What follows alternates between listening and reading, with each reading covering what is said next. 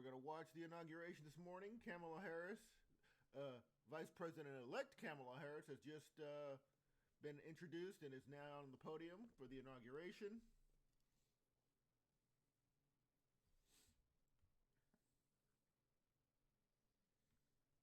We're watching the inauguration here this morning. And say what and I'm going to say it again. People that, he basically enabled Trump for 4 years and all that, but at least at the moment it mattered, Mike Pence is an American.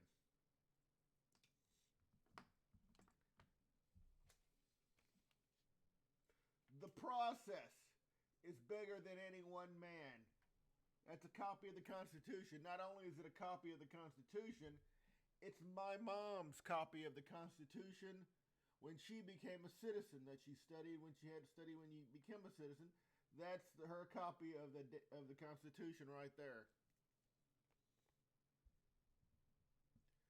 So the process is bigger than any one man, y'all. The process is bigger than any one man. So while this is going on,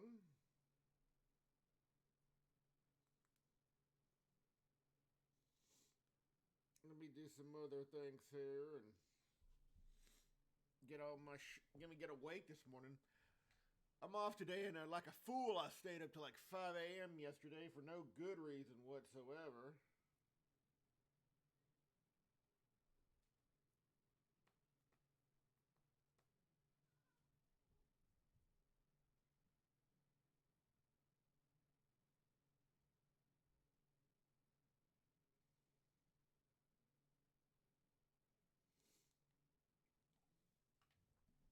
So just give me a moment. I'm gonna get caught up here. We're still in the music, so I'm gonna turn the audio back on. They're just playing marching music right now, but hang on. I'm still here. Just give me a moment to set some other stuff up.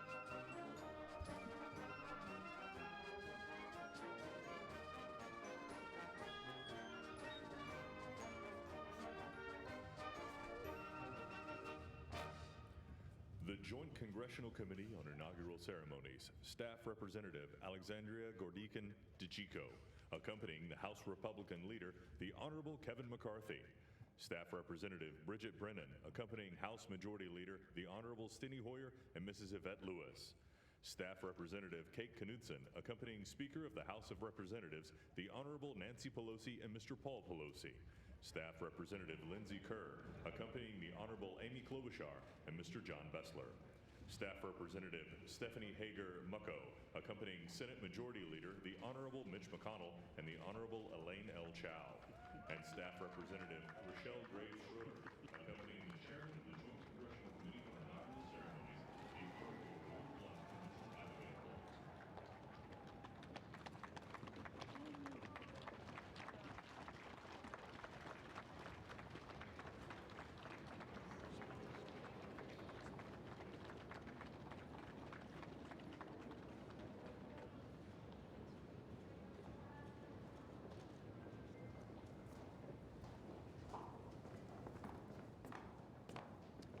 We are just moments away now from the swearing in of Joe Biden and Kamala Harris as the 46th President of the United States and as the Vice President of the United States.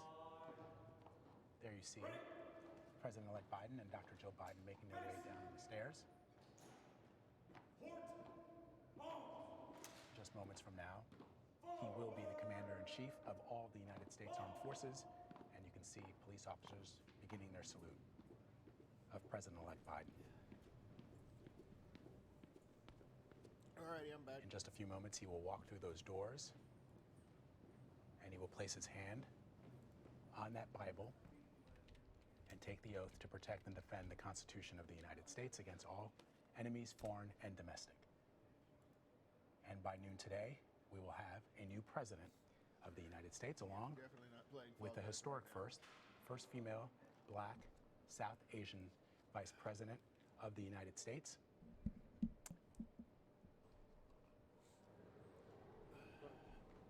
There's a little bit of snow there. Some people have remarked on social media that Kamala Harris The Vice President-elect is wearing purple today, Anne-Marie, and some have surmised that it's a signal, combination of red and blue, which of course makes purple. So that's kind of cool. Also, I'm told Yeah, it could be. I think she's also wearing her pearls. she is. Yeah.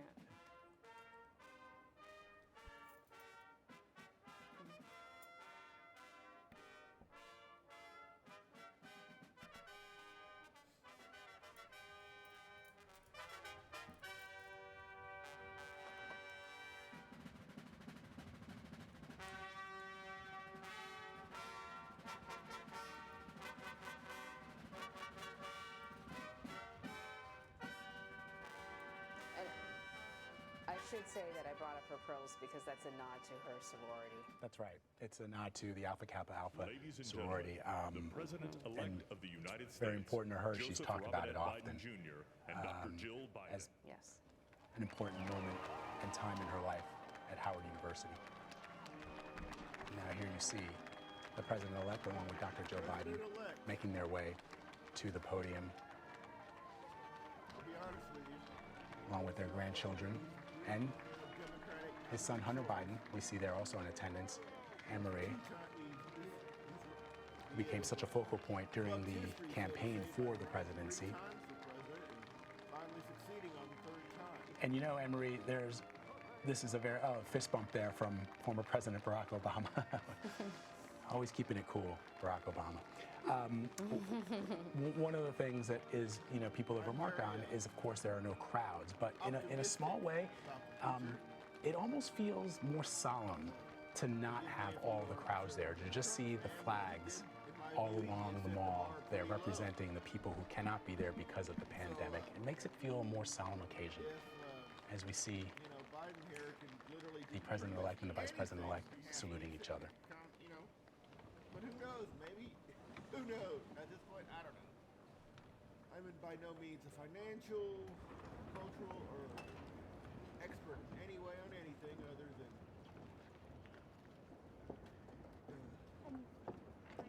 feeling awkward. Please welcome the Honorable Amy Klobuchar.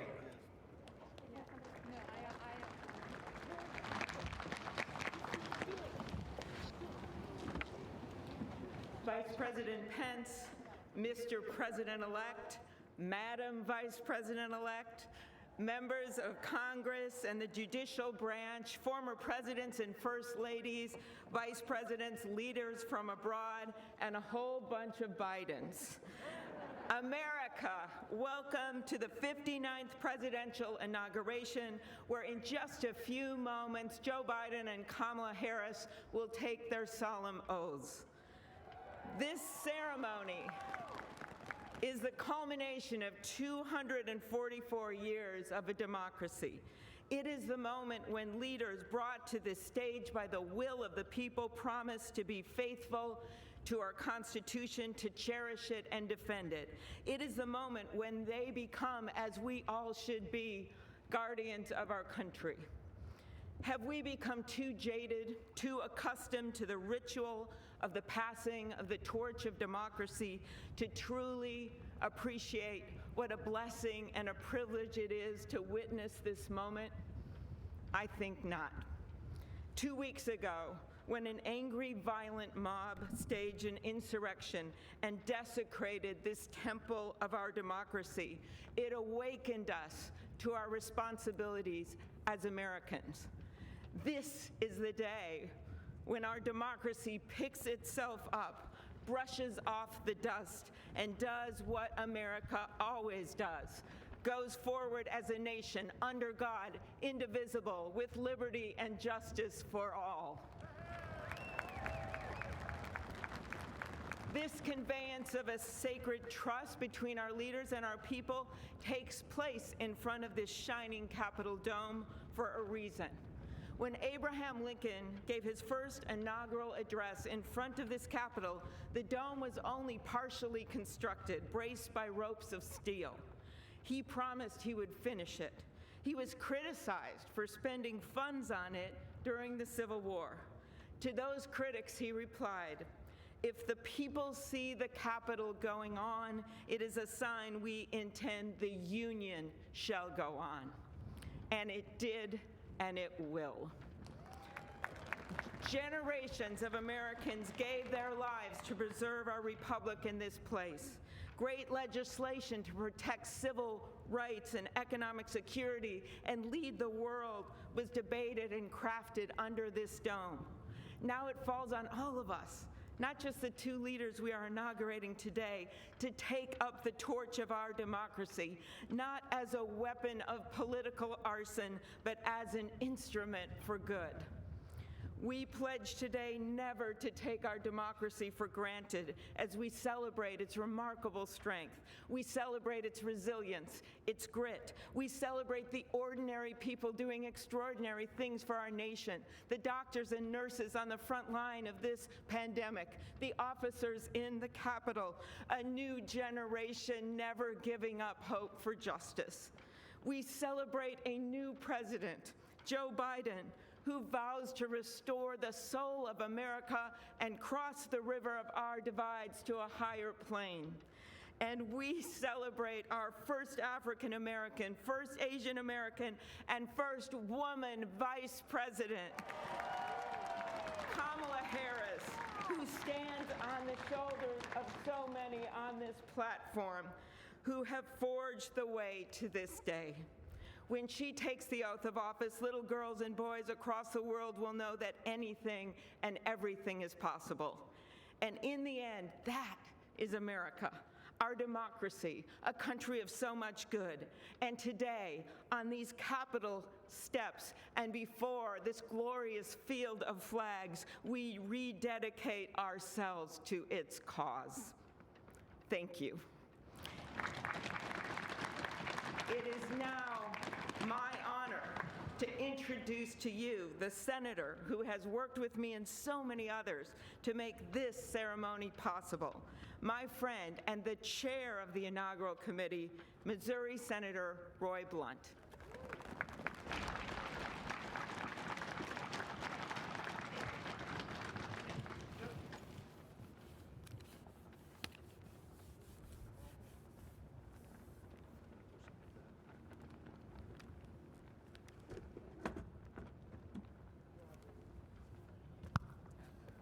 Well, I should have known when Senator Klobuchar got involved, at least there'd be a touch of snow up here this morning.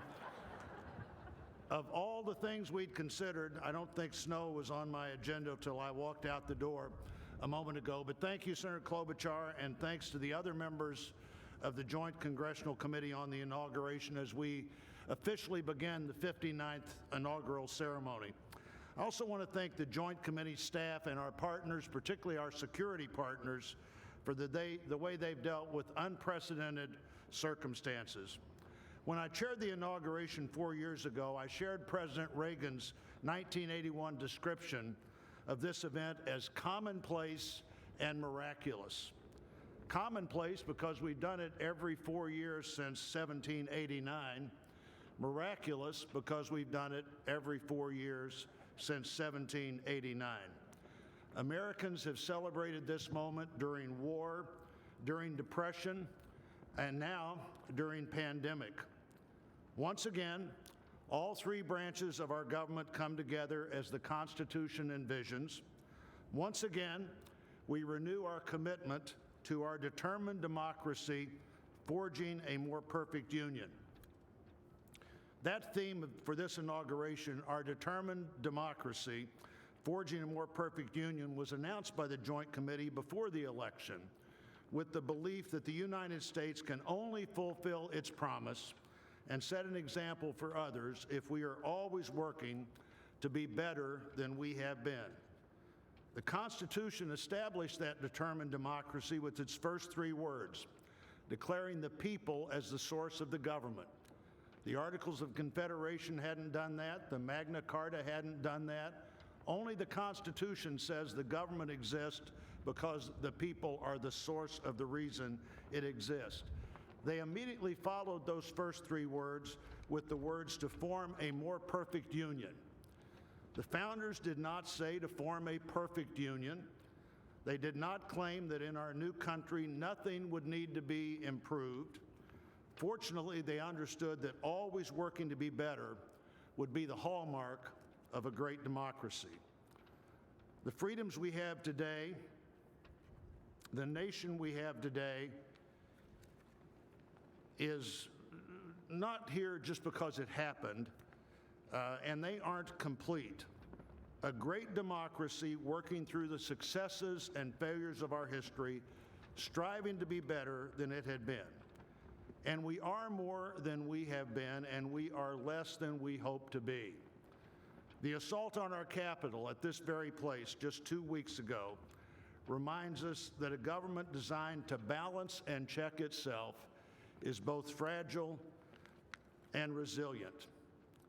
During the last year, the pandemic challenged our free and open society and called for extraordinary determination and sacrifice, and still challenges us today.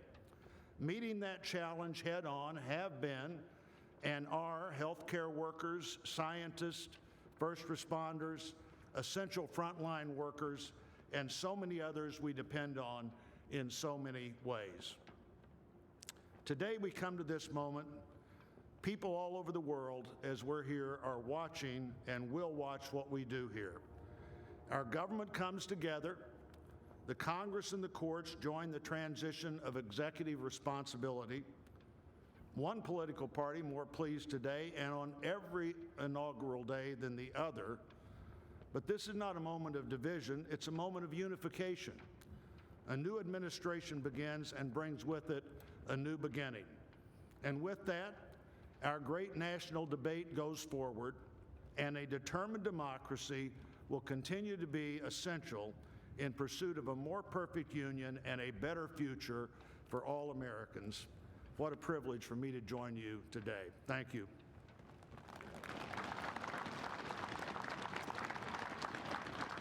I'm pleased to call to the podium a longtime friend of the President-elect and his family, Father Leo O'Donovan, to lead us in an invocation. Please stand if you are able and remain standing for the national anthem and the pledge to our flag.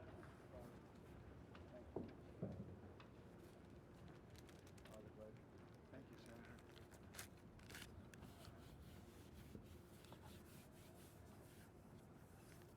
I'll have to step for me. Thank you.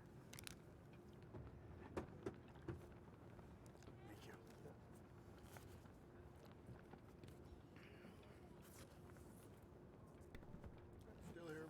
Sorry. I was muted.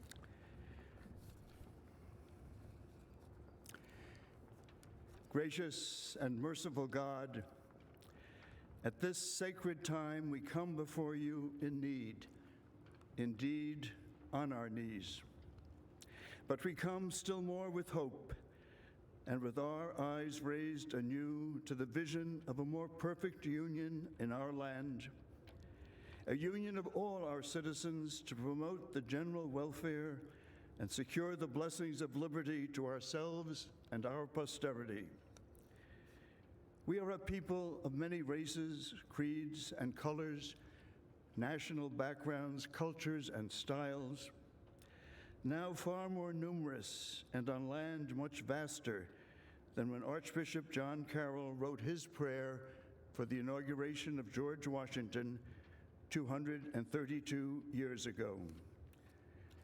Archbishop Carroll prayed that you, O Creator of all, would assist with your Holy Spirit of counsel and fortitude the President of these United States, that his administration may be conducted in righteousness and be eminently useful to your people.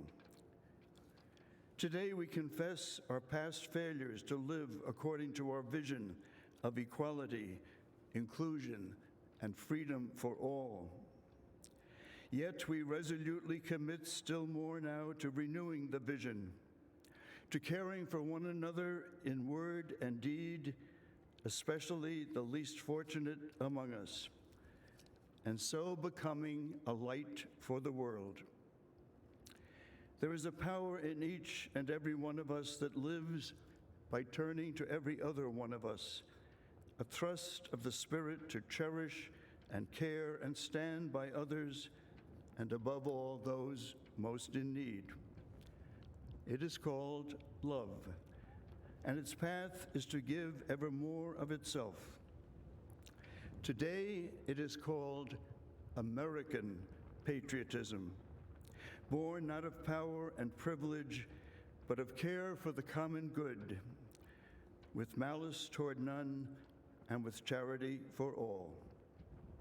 For our new president, we beg of you the wisdom Solomon sought when he knelt before you and prayed for an understanding heart, so that I can govern your people and know the difference between right and wrong. We trust in the counsel of the letter of James. If any of you lacks wisdom, you should ask God, who gives generously to all without finding fault, and it will be given to you. Pope Francis has reminded us how important it is to dream together. By ourselves, he wrote, we risk seeing mirages, things that are not there. Dreams, on the other hand, are built together. Be with us, holy mystery of love, as we dream together. Help us under our new president to reconcile the people of our land, restore our dream and invest it with peace and justice and the joy that is the overflow of love. To the glory of your name, forever, amen.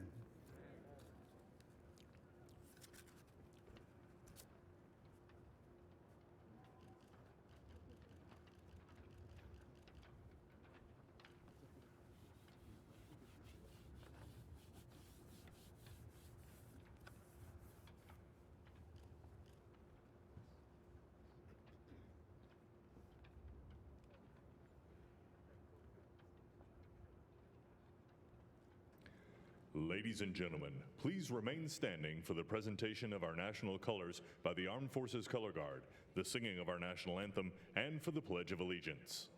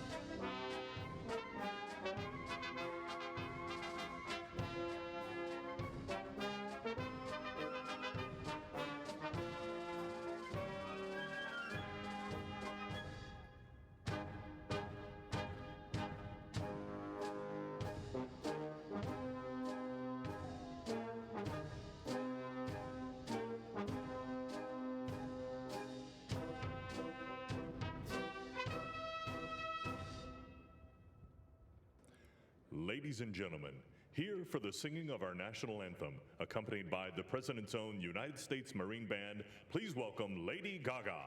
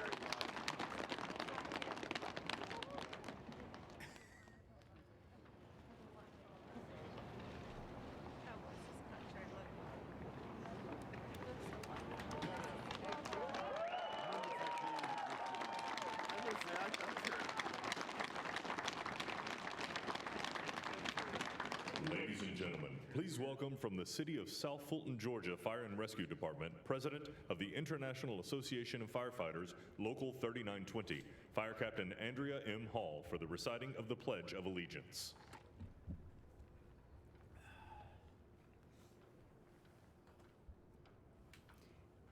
I pledge allegiance to the flag of the United States of America and to the republic for which it stands, one nation, under God, indivisible, with liberty and justice for all.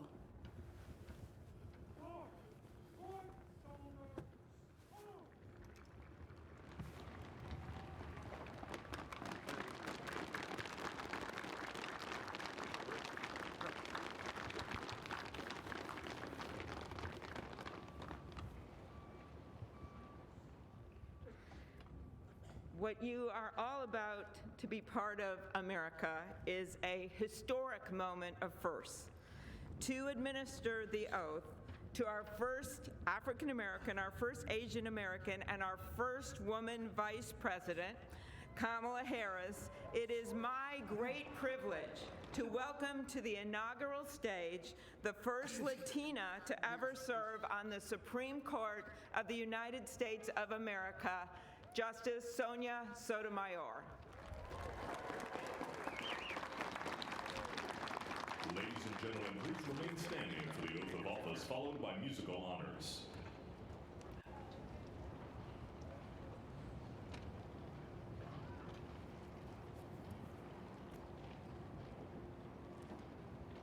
Please raise your right hand and repeat after me. I, Kamala Davy Harris, do solemnly swear I, Kamala Davy Harris, do solemnly swear that I will support and defend the Constitution of the United States that I will support and defend the Constitution of the United States against all enemies, foreign and domestic, against all enemies, foreign and domestic, that I will bear true faith and allegiance to the same, that I will bear true faith and allegiance to the same, that I take this obligation freely, that I take this obligation freely, without any mental reservation or purpose of evasion, without any mental reservation or purpose of evasion, that I will well and faithfully discharge that I will well and faithfully discharge the duties of the office on which I am about to enter. the duties of the office upon which I am about to enter. So help me God. So help me God. Congratulations.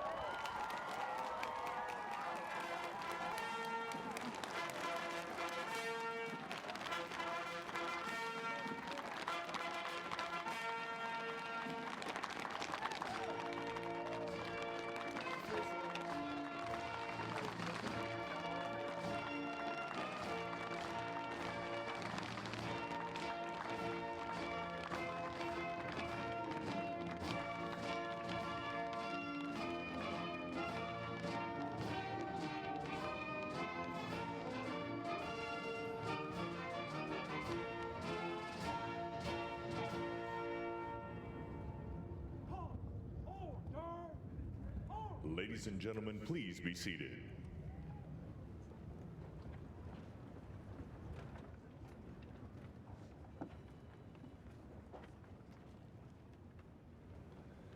Please welcome Jennifer Lopez to perform This Land Is Your Land and America the Beautiful, accompanied by members of the President's own United States Marine Band.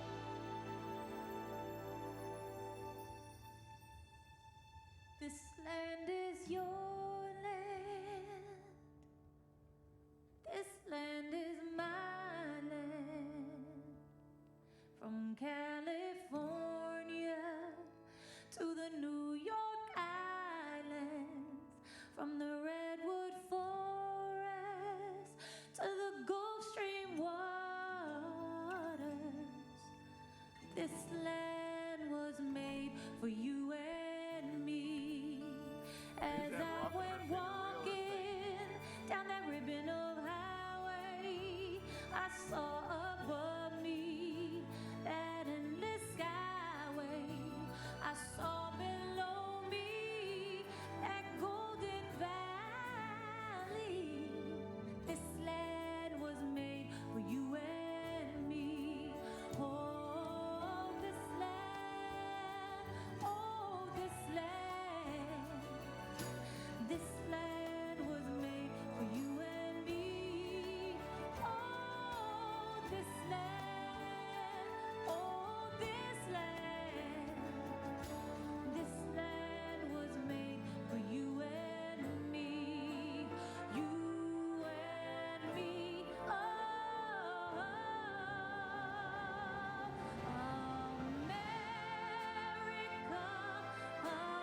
America, God shed His grace on thee and crowned thy good with brotherhood. From sea to shining sea.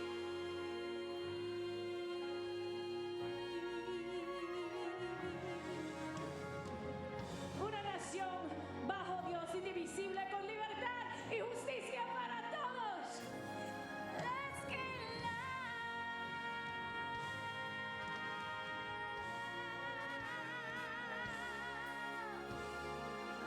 This land was made for you and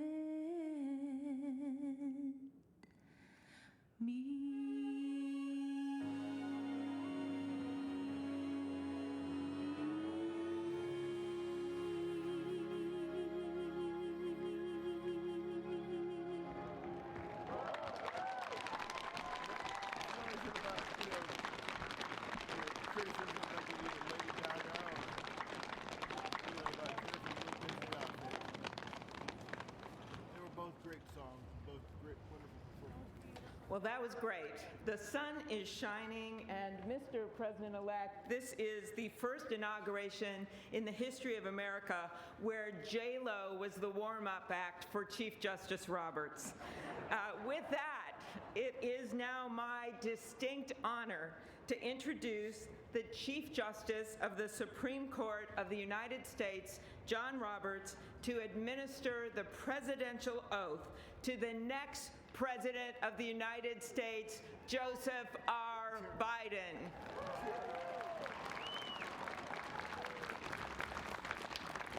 Ladies and gentlemen, please stand for the oath of office, followed by musical honors.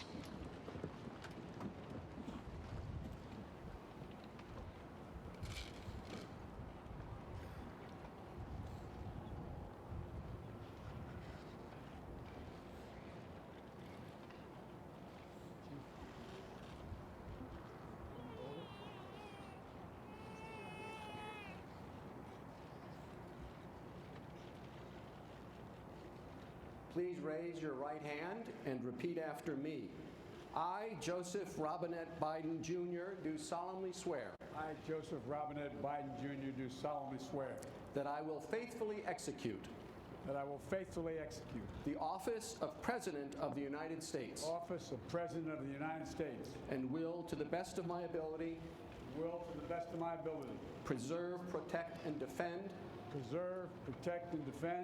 the Constitution of the United States. So help you God. So help me God. Congratulations, Mr. President.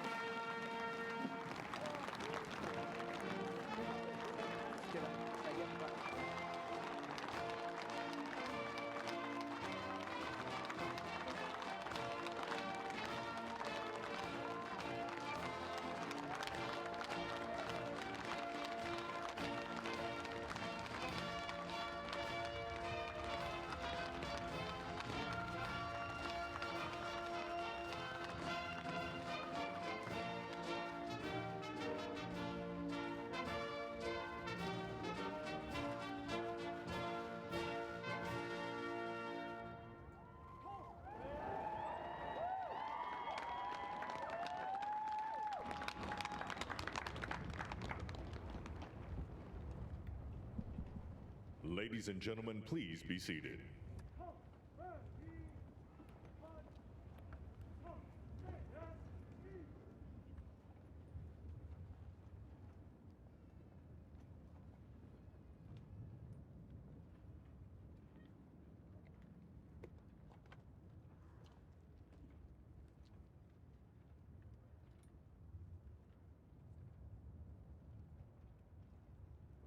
And with that, folks, it's done.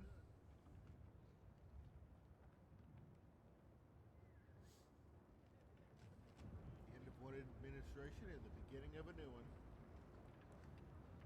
Biden era begins.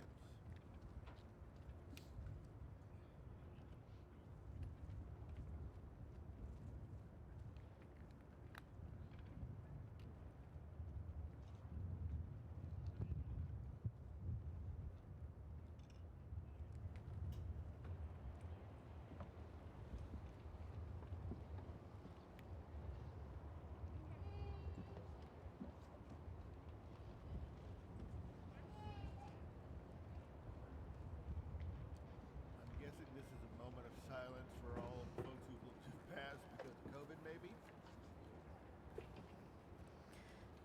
My fellow Americans, a moment we have all been waiting for. It is now my great privilege and high honor to be the first person to officially introduce the 46th President of the United States, Joseph R. Biden, Jr.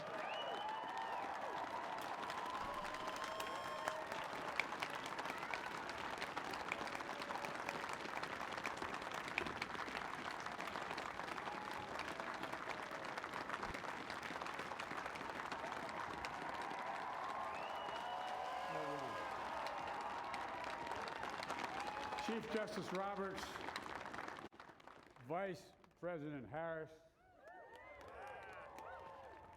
Speaker Pelosi, Leader Schumer, Leader McConnell, Vice President Pence, and my distinguished guests, my fellow Americans. This is America's day. This is democracy's day, a day of history and hope, of renewal and resolve. Through a crucible for the ages, America has been tested anew, and America has risen to the challenge. Today, we celebrate the triumph not of a candidate, but of a cause, the cause of democracy. The people, the will of the people, has been heard, and the will of the people has been heeded. We've learned again that democracy is precious. Democracy is fragile. And at this hour, my friends, democracy has prevailed. So now, on this hallowed ground where just a few days ago, violence sought to shake the Capitol's very foundation, we come together as one nation, under God, indivisible, to carry out the peaceful transfer of power as we have for more than 2 centuries. As we look ahead in our uniquely American way, restless, bold, optimistic, and set our sights on the nation we know we can be and we must be.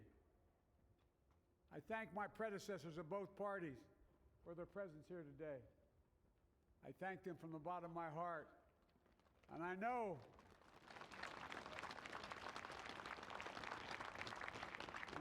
the resilience of our Constitution and the strength of our nation, as does President Carter, who I spoke with last night, who cannot be with us today, but whom we salute for his lifetime in service. I've just taken the sacred oath each of those patriots have taken. The oath first sworn by George Washington. But the American story depends not on any one of us, not on some of us, but on all of us, on we the people who seek a more perfect union. This is a great nation. We are good people. And over the centuries, through storm and strife, in peace and in war, we've come so far, but we still have far to go. We'll press forward with speed and urgency, for we have much to do in this winter of peril and significant possibilities. Much to repair, much to restore, much to heal, much to build, and much to gain. Few people in our nation's history have been more challenged or found a time more challenging or difficult than the time we're in now. Once-in-a-century virus that silently stalks the country. It's taken as many lives in 1 year as America lost in all of World War II.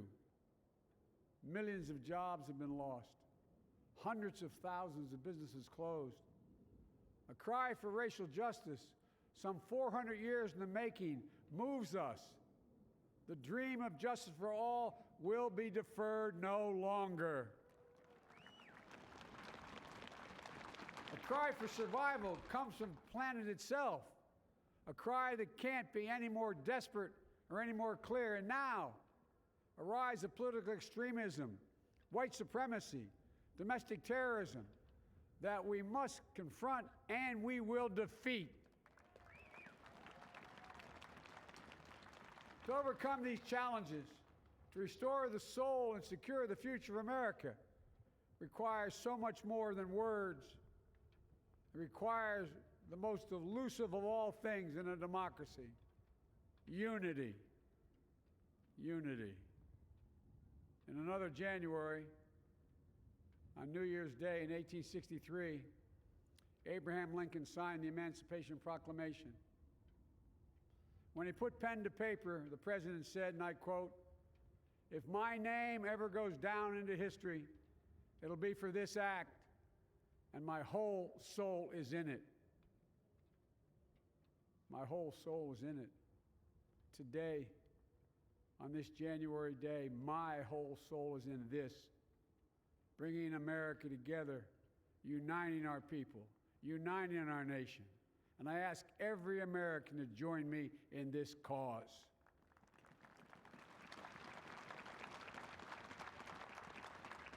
Uniting to fight the foes we face: anger, resentment and hatred, extremism, lawlessness, violence, disease, joblessness, and hopelessness. With unity, we can do great things, important things. We can right wrongs. We can put people to work in good jobs. We can teach our children in safe schools. We can overcome the deadly virus. We can reward work and rebuild the middle class and make health care secure for all. We can deliver racial justice, and we can make America once again the leading force for good in the world. I know speaking of unity can sound to some like a foolish fantasy these days. I know the forces that divide us are deep and they are real. But I also know they are not new. Our history has been a constant struggle between the American ideal that we're all are created equal and the harsh, ugly reality that racism, nativism, fear, demonization have long torn us apart. The battle is perennial, and victory is never assured. Through Civil War, the Great Depression, World War, 9/11, through struggle, sacrifice, and setbacks, our better angels have always prevailed. In each of these moments, enough of us have come together to carry all of us forward. And we can do that now. History, faith, and reason show the way of unity. We can see each other not as adversaries, but as neighbors. We can treat each other with dignity and respect. We can join forces, stop the shouting, and lower the temperature. For without unity, there is no peace, only bitterness and fury. No progress, only exhausting outrage. no nation, only a state of chaos. This is our historic moment of crisis and challenge, and unity is the path forward. And we must meet this moment as the United States of America. If we do that, I guarantee you we will not fail. We have never, ever, ever, ever failed in America. We've acted together. And so today, at this time, in this place, let's start afresh, all of us. Let's begin to listen to one another again, hear one another, see one another, show respect to one another. Politics doesn't have to be a raging fire, destroying everything in its path. Every disagreement doesn't have to be a cause for total war. And we must reject the culture in which facts themselves are manipulated and even manufactured.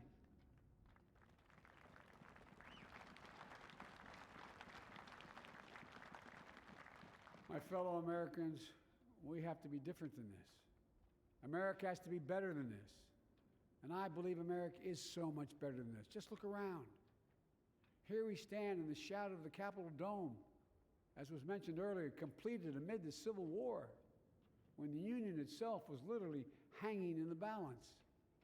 Yet we endured. We prevailed. Here we stand, looking out on the great mall where Dr. King spoke of his dream. Here we stand where 108 years ago, at another inaugural, thousands of protesters tried to block brave women marching for the right to vote. And today, we mark the swearing in of the first woman in American history elected to national office, Vice President Kamala Harris. Don't tell me things can't change. Here we stand, across the Potomac from Arlington Cemetery, where heroes who gave the last full measure of devotion rest in eternal peace. And here we stand, just days after a riotous mob thought they could use violence to silence the will of the people, to stop the work of our democracy, to drive us from this sacred ground. It did not happen. It will never happen. Not today, not tomorrow, not ever. Not ever.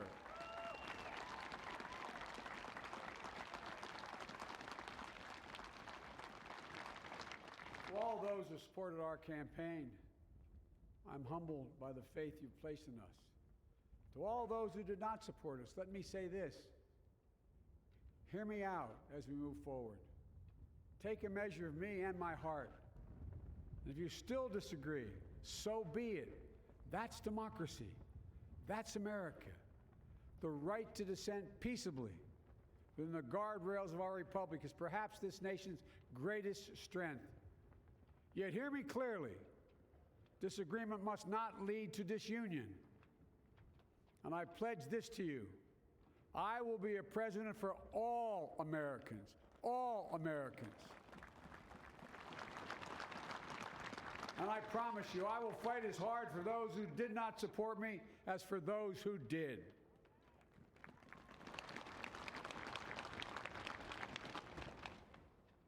Many centuries ago, St. Augustine, a saint of my church, wrote that a people was a multitude defined by the common objects of their love. Defined by the common objects of their love. What are the common objects we as Americans love that define us as Americans? I think we know. Opportunity, security, liberty, dignity, respect, honor, and yes, the truth. Recent weeks and months have taught us a painful lesson. There is truth and there are lies. Lies told for power and for profit. And each of us has a duty and a responsibility as citizens, as Americans, and especially as leaders. Leaders who have pledged to honor our Constitution and protect our nation, to defend the truth and defeat the lies. Look, I understand that many of my fellow Americans view the future with fear and trepidation. I understand they worry about their jobs.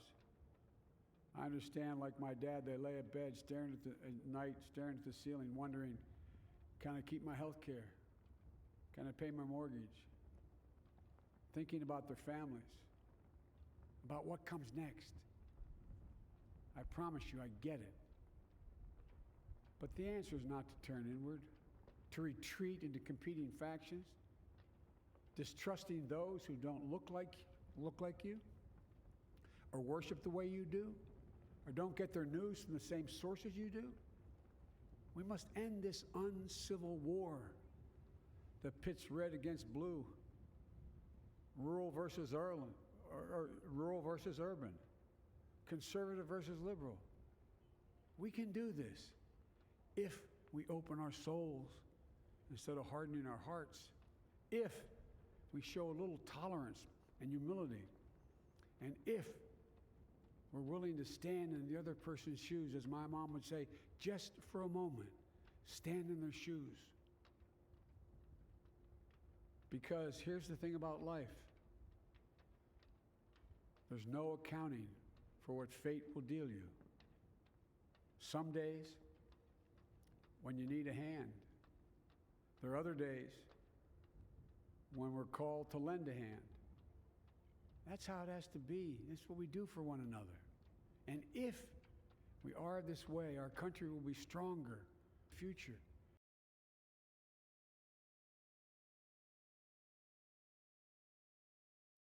We're going to need each other. We need all our strength to persevere through this dark winter. We're entering what may be the toughest and deadliest period of the virus. We must set aside politics and finally face this pandemic as one nation. One nation.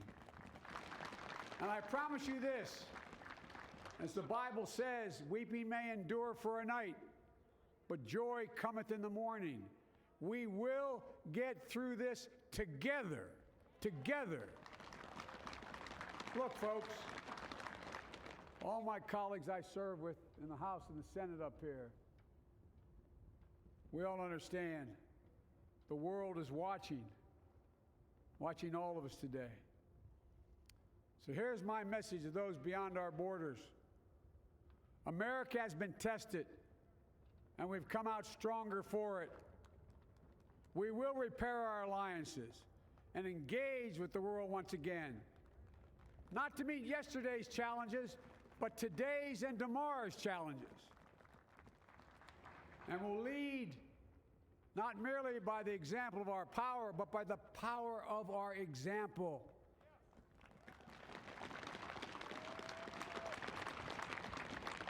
We'll be a strong and trusted partner for peace, progress, and security. Look, you all know we've been through so much in this nation. And my first act as president, I'd like to ask you to join me in a moment of silent prayer. Remember all those who we lost in this past year to the pandemic. Those 400,000 fellow Americans, moms, dads, husbands, wives, sons, daughters, friends, neighbors, and co-workers. We'll honor them by becoming the people and the nation we know we can and should be. So I ask you, let's say a silent prayer for those who've lost their lives and those left behind, and for our country.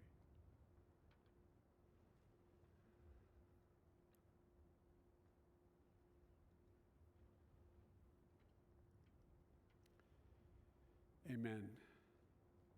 Folks, this is a time of testing. We face an attack on our democracy and on truth, a raging virus, growing inequity, the sting of systemic racism, a climate in crisis, America's role in the world. Any one of these would be enough to challenge us in profound ways. But the fact is, we face them all at once, presenting this nation with one of the gravest responsibilities we've had. Now we're going to be tested. Are we going to step up, all of us? It's time for boldness. for there is so much to do. And this is certain. I promise you, we will be judged, you and I, by how we resolve these cascading crises of our era. We will rise to the occasion is the question. Will we master this rare and difficult hour? Will we meet our obligations and pass along a new and better world to our children? I believe we must. I'm sure you do as well. I believe we will. And when we do, we'll write the next great chapter in the history of the United States of America, the American story. A story that might sound something like a song that means a lot to me. It's called American Anthem. There's one verse that stands out, at least for me, and it goes like this. The work and prayers of century have brought us to this day. What shall be our legacy? What will our children say? Let me know in my heart when my days are through. America, America, I gave my best to you. Let's us add our own work and prayers to the unfolding story of our great nation. If we do this, then when our days are through, our children and our children's children will say of us, they gave their best, they did their duty, they healed a broken land. My fellow Americans, I close the day where I began with the sacred oath. Before God and all of you, I give you my word. I will always level with you. I will defend the Constitution. I'll defend our democracy. I'll defend America. And I'll give all of you, keep everything I do in your service, thinking not of power, but of possibilities, not of personal interest, but the public good. And together, we shall write an American story of hope, not fear, of unity, not division, of light, not darkness, a story of decency and dignity, love and healing, greatness and goodness. May this be the story that guides us, the story that inspires us, and the story that tells ages yet to come that we answered the call of history. We met the moment. Democracy and hope, truth and justice did not die on our watch but thrived. That America secured liberty at home and stood once again as a beacon to the world. That is what we owe our forebears, one another, and generation to follow. So, with purpose and resolve, we turn to those tasks of our time, sustained by faith, driven by conviction, and devoted to one another and the country we love with all our hearts. May God bless America, and may God protect our troops. Thank you, America.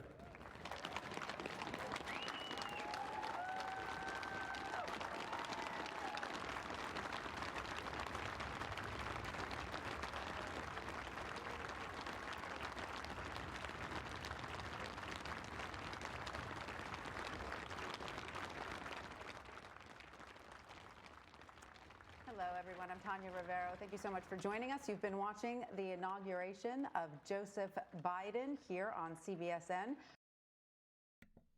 And with that, the inauguration part is over. Joe Biden is President Joe Biden, by the title obviously, is now the 46th President of the United States. It was a great speech, a good speech, a unifying speech. Oh, wait. Oh, my God. I forgot. Garth Brooks is coming on. We got to come back. Garth Brooks is coming on.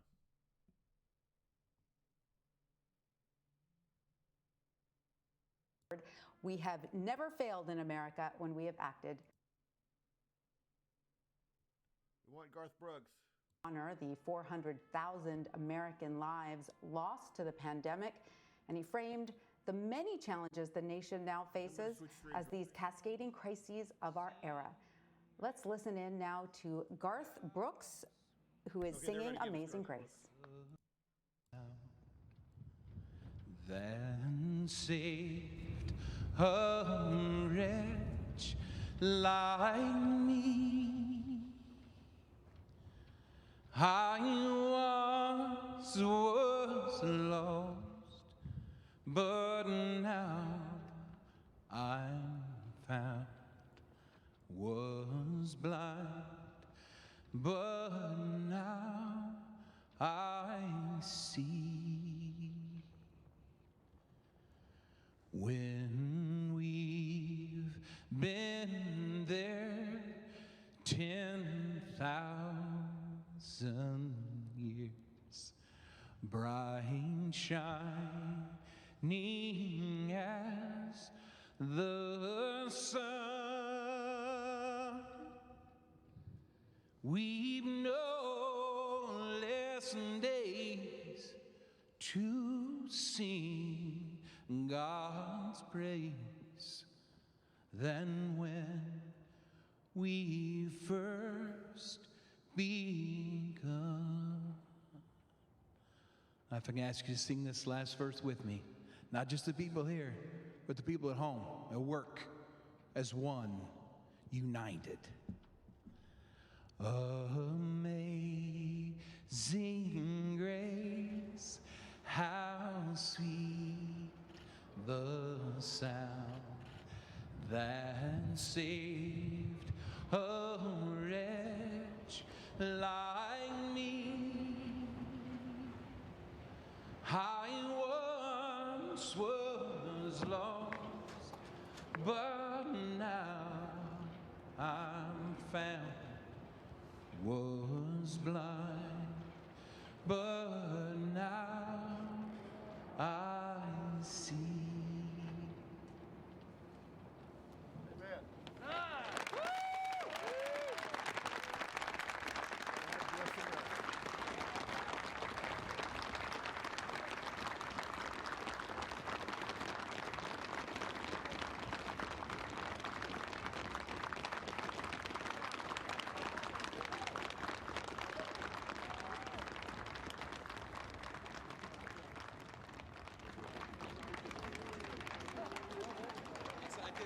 Hard not to be reminded of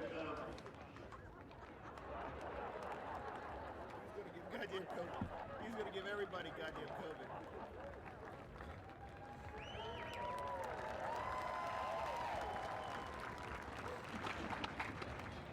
Hard not to be reminded of President Obama's singing that same song at the Mother Emanuel Church. A song that in our culture is as close to both poetry and prayer as you could possibly come. And we're going to finish with those two things. Let me introduce Amanda Gorman, our nation's first ever National Poet Laureate.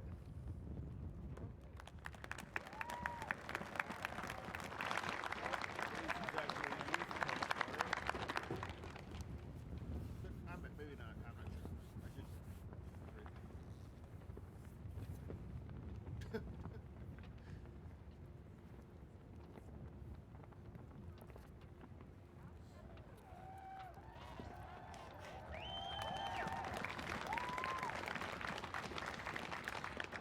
Mr. President, Dr. Biden, Madam Vice President, Mr. Emhoff, Americans, and the world. When day comes, we ask ourselves, where can we find light in this never-ending shade?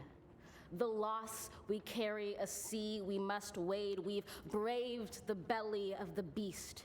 We've learned that quiet isn't always peace, and the norms and notions of what just isn't always just is.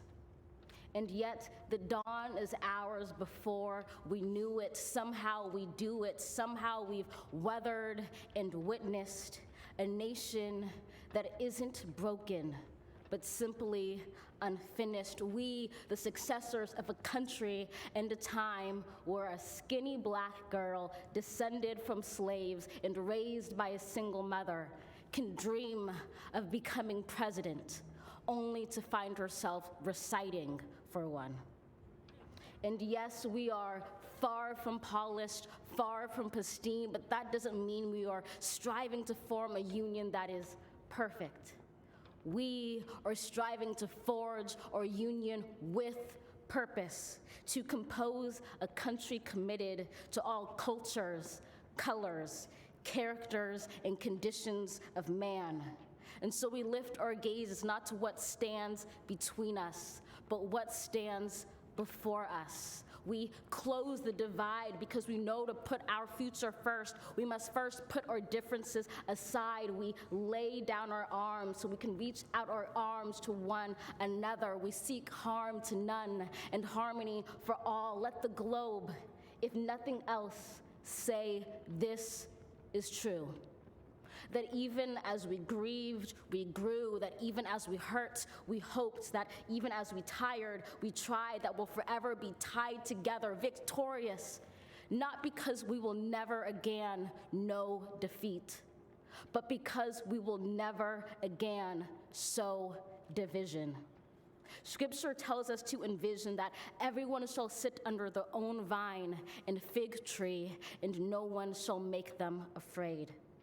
If we're to live up to our own time, then victory won't lie in the blade, but in all the bridges we've made. That is the promised glade, the hill we climb, if only we dare it, because being American is more than a pride we inherit. It's the past we step into and how we repair it. We've seen a force that would shatter our nation rather than share it, would destroy our country if it meant delaying democracy. And this effort very nearly succeeded. But while democracy can be periodically delayed, it can never be permanently defeated. In this truth, in this faith we trust, for while we have our eyes on the future, history has its eyes on us. This is the era of just redemption. We feared it at its inception. We did not feel prepared to be the heirs of such a terrifying hour, but within it we found the power to author a new chapter, to offer hope and laughter to ourselves. So, while once we asked, how could we possibly prevail over catastrophe? Now we assert, how could catastrophe possibly prevail over us? We will not march back to what was, but move to what shall be, a country that is bruised but whole, benevolent but bold, fierce and free. We will not be turned around or interrupted by intimidation, because we know our inaction and inertia will be the inheritance of the next generation. Our blunders become their burdens. But one thing is certain: if we merge mercy with might and might with right, then love becomes our legacy and change our children's birthright. So let us leave behind a country better than the one we were left. With every breath from my bronze-pounded chest, we will raise this wounded world into a wondrous one. We will rise from the gold-limbed hills of the west. We will rise from the wind-swept northeast, where our forefathers first realized revolution. We will rise from the lake-rimmed cities of the Midwestern states. We will rise from the sun-baked south. We will rebuild, reconcile, and recover in every known nook of our nation, in every corner called our country. Our people, diverse and beautiful, will emerge battered and beautiful. When day comes, we step out of the shade, aflame and unafraid. The new dawn blooms as we free it. For there is always light, if only we're brave enough to see it, if only we're brave enough to be it.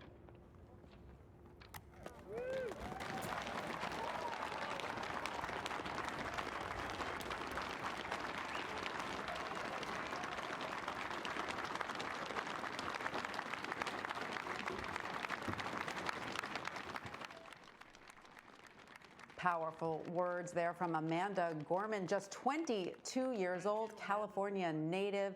Harvard graduate. Believe it or not, she had a speech impediment as a young girl, not unlike our current president, Joe Biden. She is now part of a small group of Americans who've recited poems at presidential inaugurations. There are now 6 inaugural poets, and I want to bring in the 5th poet to recite at an inaugural address, Richard Blanco. He joins me from Bethel, Maine. Richard, welcome. Great to have you with us.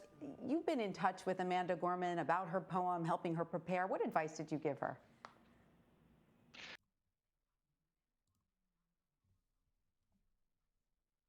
All right, give me a moment.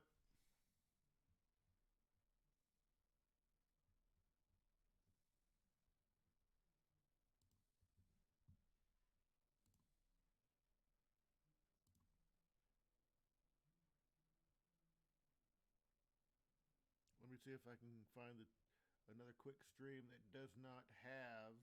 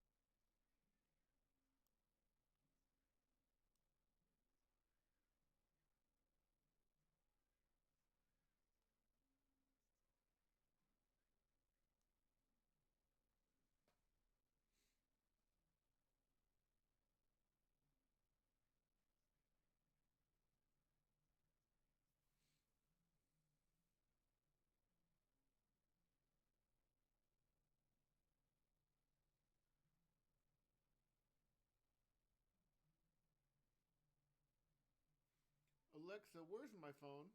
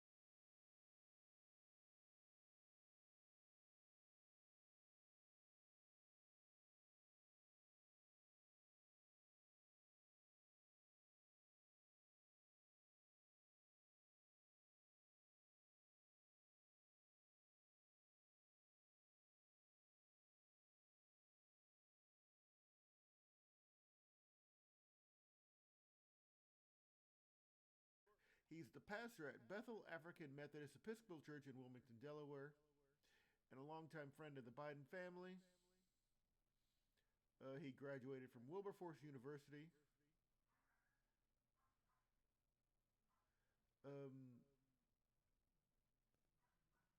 He was also friends with President Biden's son, Beau, and Reverend Beeman took part in the Beau's funeral in 2015.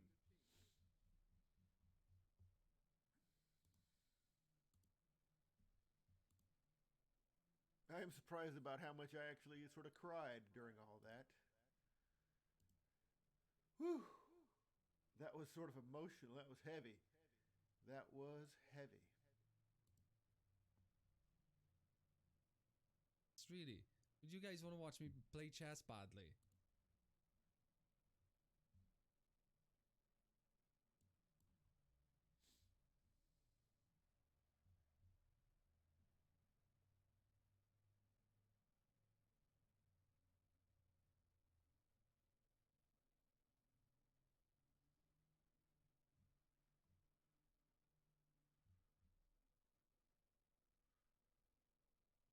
Jack Baker.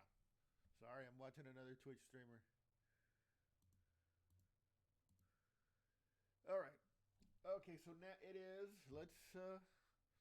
It's a rare morning stream for me. It's Wednesday.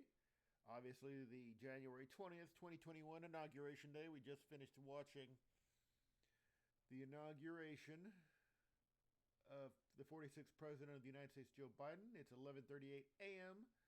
Central Standard Time, and I'm about to get my day. I'm off today and tomorrow, so I'm going to get my day going. And yeah.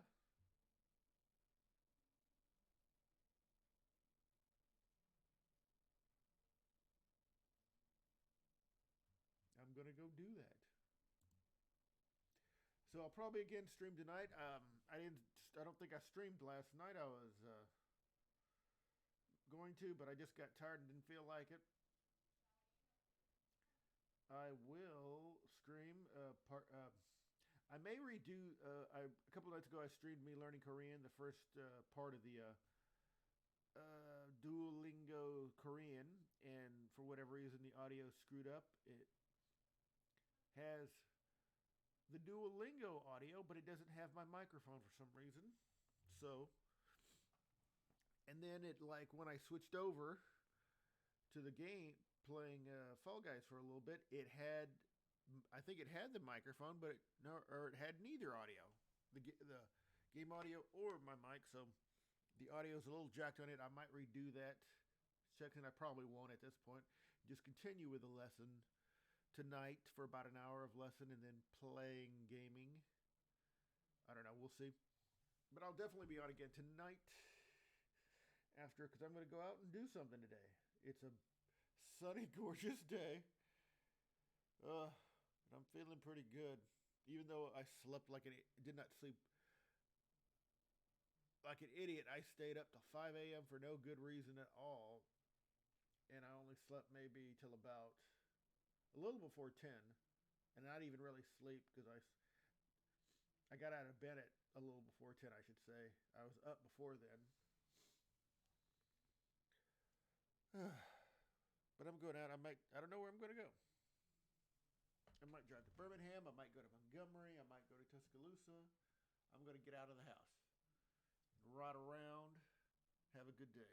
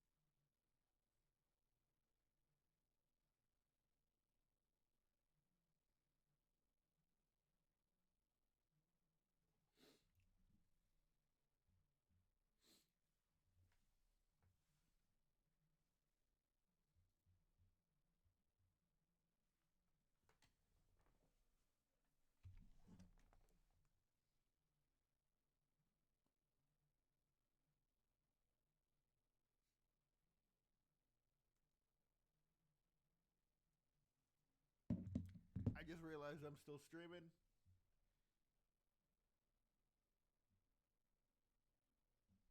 For no good reason, so I'm going to end that. Thank you for, I don't know. No one's watching, so it doesn't, yeah. Thank you. All right.